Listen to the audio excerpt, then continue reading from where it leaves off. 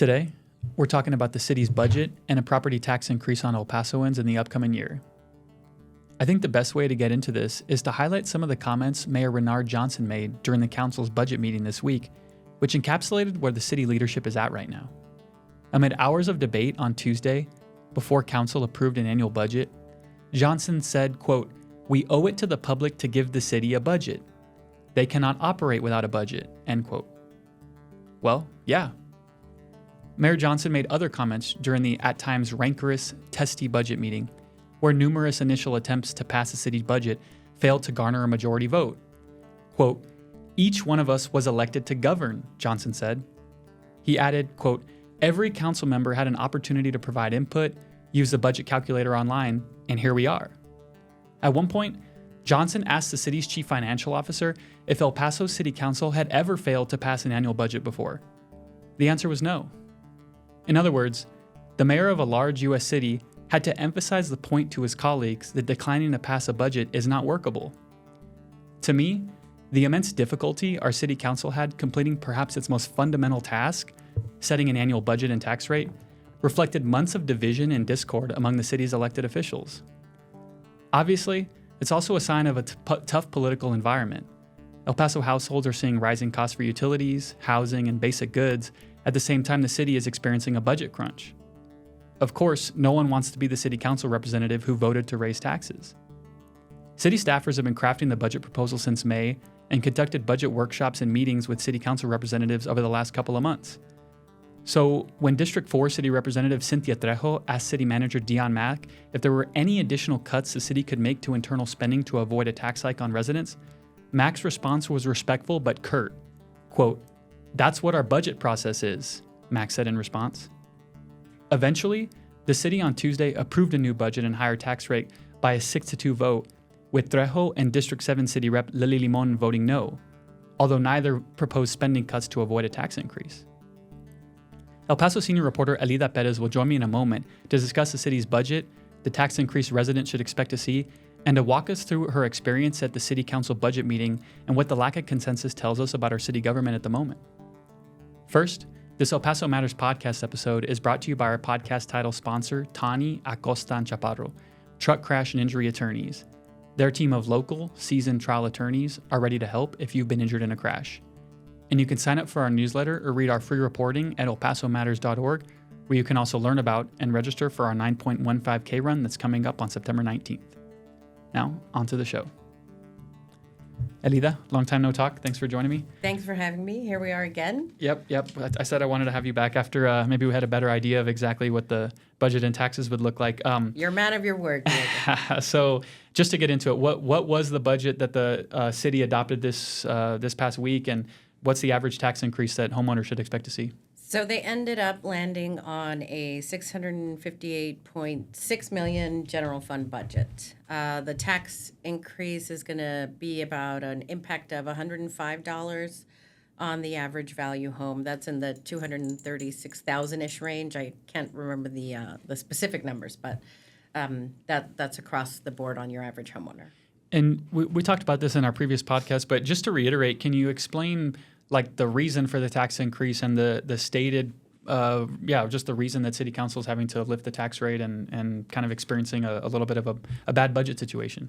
Yeah, so just like everybody is feeling at home, that there's no way to really avoid these rising costs of things like utilities, of contracts, of all services, really, everything's going up. They also have built-in obligations that are largely funded by, or driven, I should say, by public safety, collective bargaining agreements, things like that. Those that are already in place have existing increases, and the fire union is in the middle of negotiating a new contract that's going to add millions of dollars of, in essence, required spending to the city budget over the next 4 years. The police collective bargaining agreement has built-in pay increases and things like that, and their contract is up for negotiation next year. So just overall, everything costs more these days. And I guess the mayor was kind of pitting it on prior councils, as we've discussed, adopting a no new revenue rate and maybe not raising taxes in past years when maybe the finances called for it. Do you think that's fair to say? That definitely has something to do with it because not this last year, because they did do a tax increase last year. Well, for the current fiscal year. But the prior two fiscal years, the former mayor, Oscar Lisa, really doubled down on, I will veto anything that isn't funded by a no new revenue rate. And so they had to jump through a bunch of hoops, financial hoops, if you will, to make that happen, including dipping into their reserves, getting rid of these tax increment finance zones that capture property taxes within a certain area for improvements within those areas. So they got rid of one or two that they were able to, because those aren't necessarily easy to get out of, to be able to use those bulk one-time funding sources to keep things at bay. But the chief financial officer has been warning for a long time that you just simply cannot continue to do that. Yeah. So can you just share what your experience was like at the city council meeting this week, where they eventually adopted a budget after several hours of debate, right? And just what was that like for you to sit there and witness? I've been thinking about how to phrase this for a couple days now, and I think the kindest way to put it is that it was a little painful. It was a little painful to watch. And highly unusual for the city council on the day of budget adoption to simply reject the budget and take a while to realize that they needed to take action, because you couldn't just walk away without adopting a budget on the day of the budget adoption. That's what they planned for months and months in advance. So we'll start there. Keep asking me questions. Well, it seemed like, the city manager, Dion Mack, seemed to try to be communicating to council like, we've been working on this budget since May. If you wanted to carve out cuts, you've had a few months to do that. It seemed to be her message to city council representatives who were unhappy with the budget and with the prospect of raising taxes. I don't think that the plan to outright reject the budget was very well thought out. There's a couple of indicators for that. So, for example, the city manager started budget sessions 6 weeks early this year.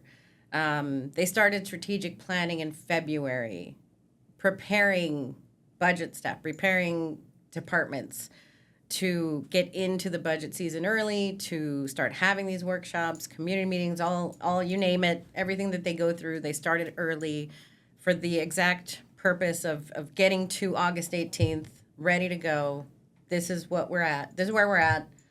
You vote. That being said, there was a work session on Monday and a public hearing on the tax rate.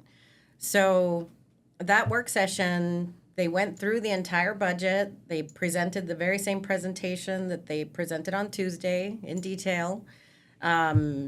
Interestingly, none of the representatives that voted against the budget on Tuesday made any sort of protest on Monday to say, you know what, we've talked to our constituents. There's no way that I can approve this budget tomorrow.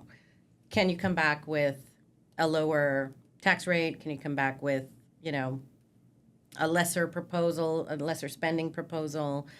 That simply didn't happen, which is where really it should have. Like, if they were going to have more debate and ask for last minute changes, it should have been on Monday, theoretically. Obviously, they're able to do whatever they want to do, and come Tuesday, that's exactly what happened. They decided they wanted to vote against the budget. There had to have been some thought into rejecting the budget, because two of the city reps that voted against it, Alejandra Chavez and Cynthia Boyar Trejo, had written statements prepared. So they had time to prepare a written statement to read after they voted to reject the budget. But in that same token, they didn't offer any alternative budget or cut initially. It was actually, excuse me, it was actually Chris Canales that had to remind them that he was not on the prevailing side of the vote, so he couldn't make a motion to bring back the budget for discussion. It was one of them who voted against the budget that had to open it up again so that they could pass a budget. And so this kind of dialogue went on, and it was a while before somebody even came up with an idea of what to go for as far as a change in the budget, which was going back to that May proposal. It was extremely irregular. Yeah, and I think to give Representative Trejo credit, I guess, she asked Dion Max specifically about, hey, can you cut staff travel time among city employees? Can you freeze executive salaries? Or like she was trying to raise these things at the last second to say, can you carve that out to lower the budget? I don't know that even if they had adopted those recommendations that it would have made a huge dent in the budget and had really any material impact on the tax increase. But yeah, that's interesting. It seems like maybe you could raise those concerns on Monday and before the actual hearing. But so I guess, was council really almost not going to pass a budget in your perspective? And another thing was that it seemed like maybe some people on council were suggesting can we delay this? And then I think the city staffers were like, no, we've kind of missed the deadline. There's certain notifications we have to issue with a certain amount of time. And so it was like, look, we got to do it today, right? Yeah, so it wasn't until, I don't know, maybe at least an hour into this back and forth. Actually, I don't think it was until after the recess that Cynthia Boyar Trejo made a last-ditch effort to say, cut out A, B, and C, and even the city manager was like, we've already looked at all the potential cuts, and even if they had at the last minute cut that out, it wouldn't have been $6 million. It wouldn't have been, it wouldn't have been a significant reduction in spending. Yeah, and we should mention that they went into an hour-long recess. I think when it became clear that there wasn't consensus among the council on passing the budget, they just went into recess, which I hadn't seen before. Yeah, they went through, I lost track of how many different ways they tried to piece this together at the last minute. At one point, like I said, it was kind of shocking that at some point, they had to consistently be reminded that you can't just say we're not adopting a budget and leave it at that. They had to be reminded, this is the day, you have to do it today because we have timelines. There are, state law requirements on notices, and at some part of the day they missed what would have been a notice to publish another notice in the newspaper or whatever. Of a hearing, right? Right, yeah. to alert the community that this was happening. So they went back and forth so much and for so long that they missed that time frame. So they were in the position where it had to happen, but time and time again, they were just getting nowhere fast. And, they were just making multiple amendments, I've never seen anything like it. I've been covering council for almost about 10 years and never once have seen this happen. Yeah, and that gets into one of the broader questions that I was left with after watching some of that budget session, which is that, do you think this is another sign of maybe some level of discord among council? And I'll just add, I think a lot of these council members have been in office maybe a year and a half and some a little bit longer, but there was a wave of council that came in last year in 2025, I think new to, legislating and municipal government and all that. And so I think maybe some of them, I don't know how much experience they had with this, but then the whole data center situation with Meta's data center a couple of months ago where Representative Acevedo put this motion forward to try to cancel this city contract with Meta, and there was hours and hours of public comment. It was a very heated debate, and it seems to me, and maybe some of these divisions preceded that, but it seems like that really created a real divide and a real kind of tense atmosphere among council versus the people who wanted to get out of this Meta deal, like Josh Acevedo and Representative Canales, and I think he got one. Maybe Representative Limon also voted to cancel that deal, and then the other council representatives were vehemently against that. And, we've seen moments where, of tension on council. I've witnessed where, like, for example, Representative Chavez on the west side will, she's gotten kind of snippy or, with like Representative Limon or with Representative Canales. And, just these different moments that I think if you're watching, it's plain to everybody, like there's some tension there. And so I just wonder what you make of that, right? Like we have, and I think some of the council members have said it on record, like, yeah, there's a divided council. It just seems like a kind of a moment of paralysis. I don't know that the mayor's built a lot of consensus or goodwill among the council. And I just wonder what has been like your perspective on this, kind of watching the council the last, so many months. No, there's definitely not smooth sailing. This happened with the Welcome Center vote when they first were thinking about allocating that ARPA interest funding to them. And talk about that a little bit more about. Yeah, so in a brief rehash, they had some American Rescue Plan Act interest savings that they wanted to,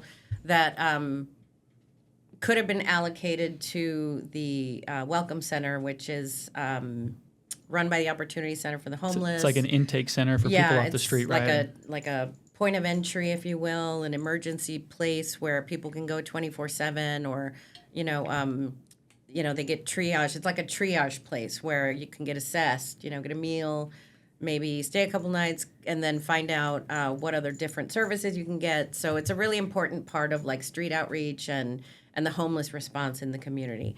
So their funding was going to run out at the end of this month, and the $430,000 could have gone a long way to help them keep operating. Well, at the time that this meeting was held, which is like a couple of months ago. Yeah, right? Yeah, I think so now.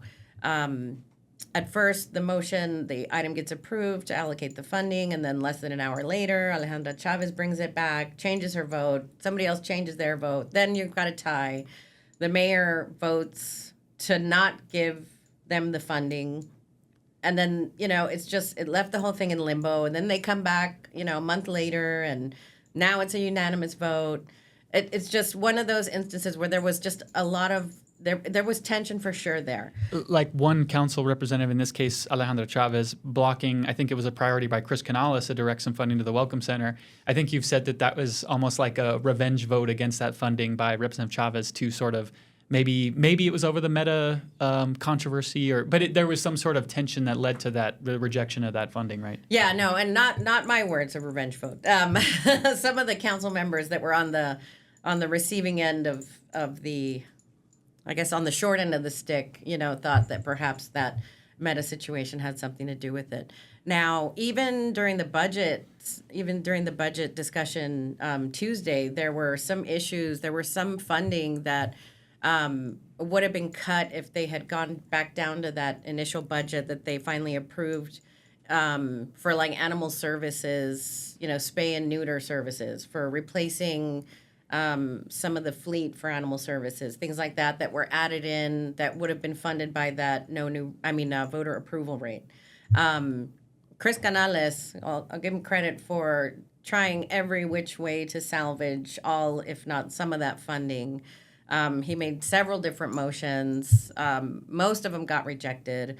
I think finally, and it didn't, to me, it seemed a little odd that, some representatives were really just doubling down on not approving like $78,000 for spay and neuter services, like community-wide spay and neuter services. Like they were just really doubling down and not wanting to budge or approve that. I think that one finally came down to like an amendment that was a tie that the mayor had to break just to keep that little scrap of funding in there. At a moment where there's quite a bit of consternation and concern about the state of animal services and, stray animal numbers and things like that in the city. Yeah, that's what I was thinking. Like everybody in, so many people in the community complain about animal services. And here is just a couple of little things that could go a long way to improve the conditions of like, at least controlling the stray population by, providing spay and neuter services. And it was just so bizarre to me that they were just like not budging. Yeah. We'll wrap up here soon, Elida. We'll have a little flash round here. But I guess just quickly, like where do you think City Council goes from here, right? That is an excellent question. After witnessing that unfold the way it did on Tuesday, it'll be interesting to see how the rest of at least this year and goes. They want to say that no, everything's great. The mayor even said he was like really proud of the council Tuesday. I don't know. It was, yeah. We should mention that 4 city council representatives are up for election in November, which is Chris Canales, Alejandra Chavez, Ivan Nino on the east side, and Art Fierro as well, right? Mm-hmm. And so we'll have to see how that plays out. One last question here, Elida. Okay, so we've gotten to $105 increase on the average value home by the city. Just one side question. We talked last time about the county tax increase as well. What can you tell us about that? So the county, as I suspected, went down to the no new revenue rate. That's still going to be a tax increase for the average value homeowner. So for county portion of tax bill, that'll go up about $41 for the average value home. And with the with the hospital district, taxpayers of the average home are looking at about $156 increase total. So the county plus the hospital district combined, right? Plus the city. Oh, yeah, okay. Yeah, and so, the good side is that's down from about 306 that we discussed last week. So there is a little bit of a decrease there, a little bit of relief. But, even when I was listening to the county talk about their tax rate adoption, again, they warned, we're getting up on...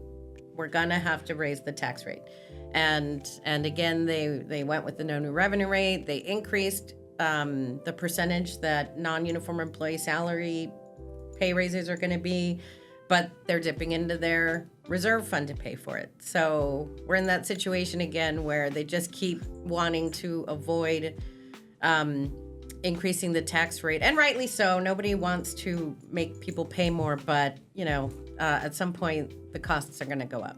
Yeah, tough fiscal times for the local governments in El Paso. All right, we'll have to run to another interview, Elida, but sure appreciate your time and kind of keeping us informed on some of these wacky, odd moments in city government, right? So we'll have you back on again to talk soon about more interesting stuff, hopefully. It was a wild scene. Thank you for having me.